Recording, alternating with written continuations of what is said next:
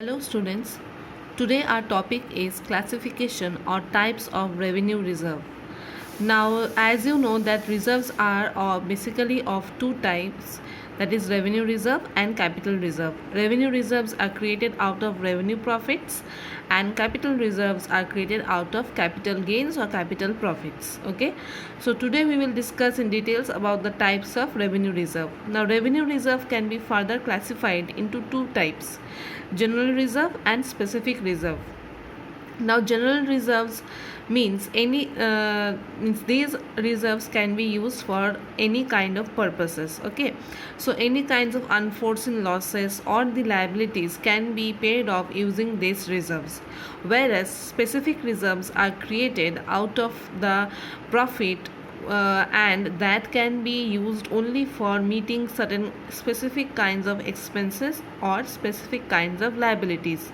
Okay, so the basic purpose of general reserve is created for meeting any kinds of unforeseen losses, for strengthening the financial position of the business. That means whenever there arises a need of certain kinds of funds or certain amount of funds that can be financed using the general reserve, like for diversification of business, expansion of business. So in that way it strengthens the financial position of the business.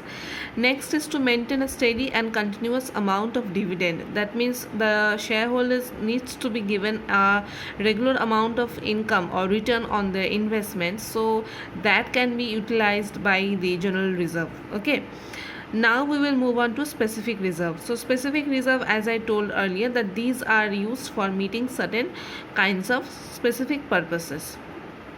Okay, now the various kinds of example of specific reserve is dividend equalization reserve, then reserve for replacements of assets. That means whenever there will be need of replacing an asset, we will use the fund from this specific reserve. That means for replacement of assets we will take the help of reserves for replacement of assets, so that is why it is used for a specific purpose. Okay, then when the need arises for redemption or paying back of the debentures, then we will use this debenture redemption reserve.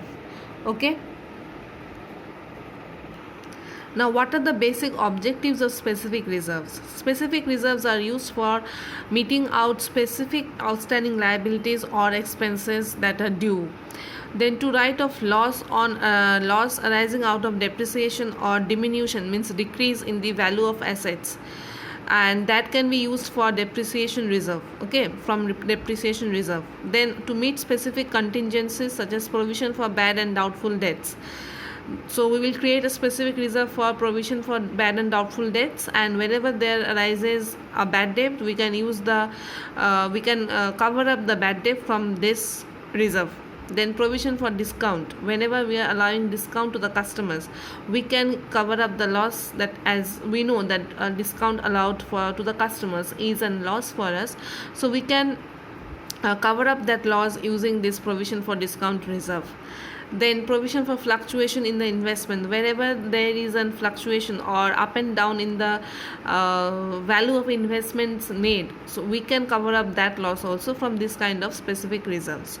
So basically specific reserves are used for the specific purposes. Okay, so these are the two broad classification of revenue reserve, and next day we will discuss the details of capital reserve. Till then, whoever faces problem in this topic, today's topic, can approach me.